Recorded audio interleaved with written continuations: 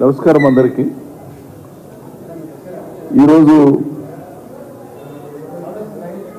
తెలంగాణ భవన్లో జరుగుతున్నటువంటి పార్లమెంటరీ నియోజకవర్గాల స్థాయి సమీక్షా సమావేశాలు ఇవాళ 11వ రోజు జరిగినాయి. నాగర్ కర్నూలు పార్లమెంటు ఇవాళ సమీక్ష జరిగింది. అందరూ హాజరైనారు. గెలిచిన 2 ఎమ్మెల్యేలు, పోటీ చేసినటువంటి 5 అభ్యర్థులు, గౌరవతి గారు, అదేవిధంగా ఈ సమీక్ష కమిటీలో ఉండేటువంటి పెద్దలందరూ కూడా హాజరైనారు. హరీష్ రావు గారు కానీ, పోచారం గారు కానీ, మధుసూరాచారి గారు, వారితో పాటు ప్రశాంత్ రెడ్డి గారు, రాహుల్ చంద్రశేఖర్ రెడ్డి గారు. ఈరోజు అతి ఎక్కువ సంఖ్యలో సమీక్షలో పాల్గొన్నటువంటి నాయకులు, ప్రజాప్రతినిధులు అతి ఎక్కువ సంఖ్యలో వాళ్ళు మాట్లాడడం జరిగింది. వాళ్ళు మునుపటి 10 సమీక్షా సమావేశాల కంటే ఇవాళ ఎక్కువ మంది మాట్లాడినారు. ఎక్కువ సలహాలు, సూచనలు కూడా ఇచ్చినారు. ఈరోజు బాగా అర్థవంతంగా ఈ సమీక్ష జరిగింది. చాలా పట్టుదల, కష్టపడినారు. పాలమూరుకు తెలంగాణ వచ్చిన తర్వాతే చాలా న్యాయం జరిగినప్పటికీ 10-11 లక్షల ఎకరాల్లో సాగునీళ్ళు వచ్చి, గ్రామీణ ప్రాంతాలు పచ్చబడి, పంటలు పెరిగి, ఉపాధులు వచ్చి, వలసలు ఆగిపోయి, వలసలు పోయినటువంటి వాళ్ళు తిరిగి వచ్చి, గ్రామాలన్నీ కూడా అభివృద్ధి చెందుతున్నటువంటి ఈ తరుణంలో కొత్త ప్రాజెక్టు అయినటువంటి పాలమూరు రంగారెడ్డిని కూడా గౌరవ ఆనాటి ముఖ్యమంత్రి గారు కేసీఆర్ గారు స్వయంగా వెటరన్ చేసి పాలమూరు ప్రాజెక్టు దాదాపు పూర్తయినటువంటి దాన్ని ప్రజలకు అంకితం ఇచ్చినాక కూడా మరి ఫలితాలు కొంత నిరాశ కలిగించినటువంటి విషయాన్ని శ్రేణులు అభిప్రాయపడ్డారు.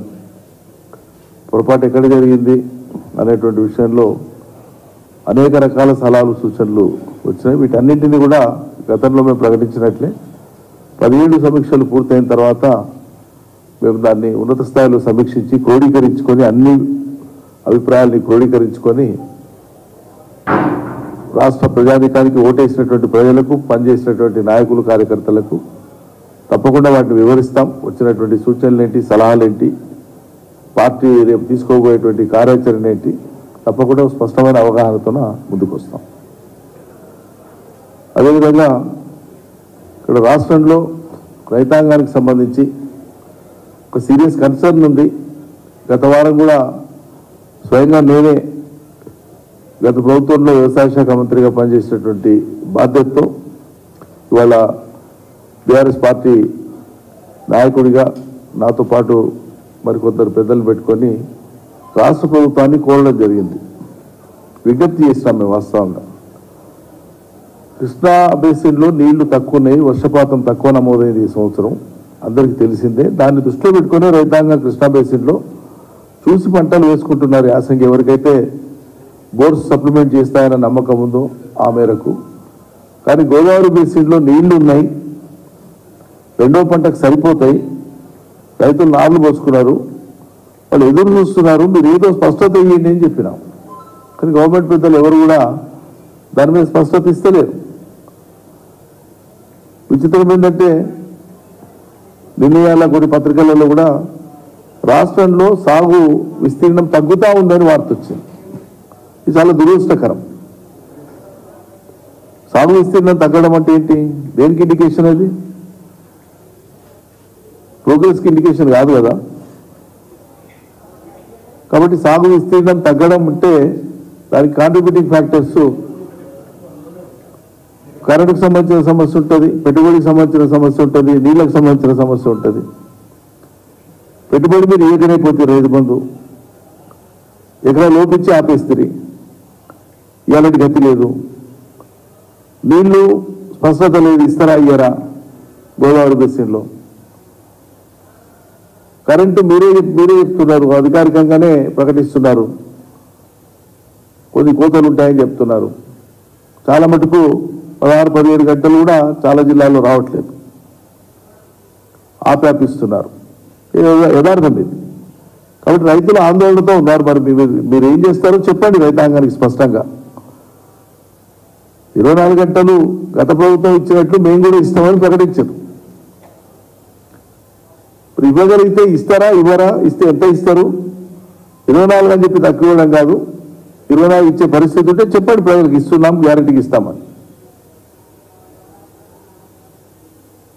కాబట్టి ఈ సాగుకు సంబంధించినటువంటి కొంత సందిగ్ధత ఉంది, రైతులు ఆందోళనలో ఉన్నారు. ఈ నీళ్లు కానీ, పెట్టుబడి కానీ, కరెంటు కానీ ఈ విషయంలో ప్రభుత్వం సరైనటువంటి సమయంలో స్పందించడం లేదు. రైతులకు అనువుగా తీరికతో మీరు స్పందిస్తే, తీరికతో మీకు వీలైనప్పుడే ఇస్తే ఇది ఆగదు, వ్యవసాయం ఆగదు.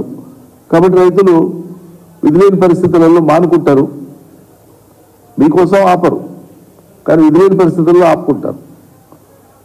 తద్వారా మీరు రాష్ట్ర రైతాంగాన్ని 9 ఏళ్లు కంటికి రెప్పలా కాపాడినటువంటి కేసీఆర్ సర్కార్ను చూసిన రైతులు మరి ఈరోజు మీరు అధికారంలోకి వచ్చిన తొలి నాళ్లలోనే రైతాంగానికి విశ్వాసం కల్పించలేకపోతున్నారు. దయచేసి దృష్టి పెట్టండి, ఇప్పటికైనా మించింది లేదు. తక్షణమే పెట్టుబడి ఇవ్వండి, తక్షణమే నీళ్లు ఇవ్వండి, అందుబాటులో ఉన్న నీళ్ళనే ఇవ్వండి. చెప్పండి, అంచనా వేసి చెప్పండి. గోదావరి బేసిన్లో ఉండేటువంటి రిజర్వాయర్స్లో ఇన్ని నీళ్లు ఉన్నాయి, ఇన్ని లక్షల ఎకరాలు సరిపోతాయి చెప్పండి, అదే చెప్పండి. లేదా ఈ పంట వేయండి, లేకపోతే ఈ పంట వేయొద్దు అని చెప్పండి. ఓ ప్రణాళిక ప్రకటించండి, వ్యవసాయ ప్రణాళిక యాసంగిది. అది ఏది చేయకుండా విమానాన మీరు రైతాంగాన్ని వదిలేస్తే చాలా అన్యాయం ఇది. దానికి తోడు నీళ్ళ మళ్ళా మొదలైనవి. యాసంగి అవసరమైనటువంటి యూరియా కోసం రైతులు లైన్లో నిలబడుతున్నారు. నిర్మల్ జిల్లాలో రైతులు బార్లు తీరి నిలబడేటువంటిది టీవీలలో, పేపర్లలో వచ్చింది. 7 గ్రామాల రైతులు ఒకే చోట సొసైటీ దగ్గర చేరి, 7 గ్రామాలకు సంబంధించినటువంటి రైతులు సొసైటీ దగ్గర చేరి లైన్లో నిలబడ్డారు. చాలా దూరం పొడగాటి లైన్ కనిపిస్తూ ఉంది మనకు అక్కడ. ఏంటి అంటే నియంత్రణ చేస్తారు మీరు. వచ్చిన 45 రోజులకే రైతాంగాన్ని యూరియా కోసం లైన్లో నిలబెడతారు. అసలు మీకు పట్టింపు లేదా?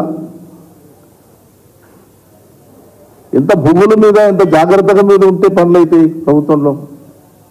ఏం చేస్తున్నట్లు మరి?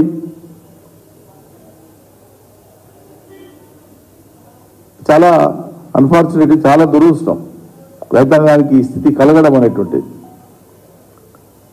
అదేవిధంగా రాష్ట్ర ముఖ్యమంత్రి గారు దావోస్ వెళ్ళిన సంతోషం. గత ప్రభుత్వాల వల్లనే పెట్టుబడుల కోసం పోవడం, ప్రయత్నం చేయడం సంతోషమే.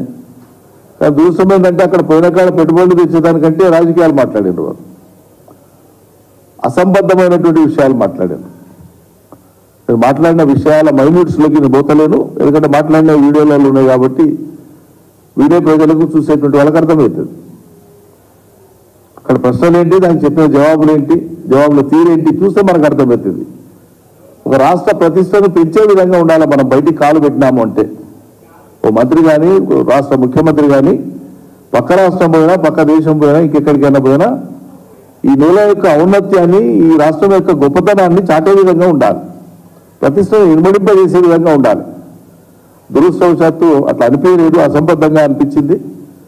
భవిష్యత్తులోనైనా అట్లా సరి చేసుకుంటే మంచిదనేటువంటి ఇది రాష్ట్ర పరువు కోసం, రాష్ట్ర మర్యాద కోసం మేము హితవు చెప్తున్నాం.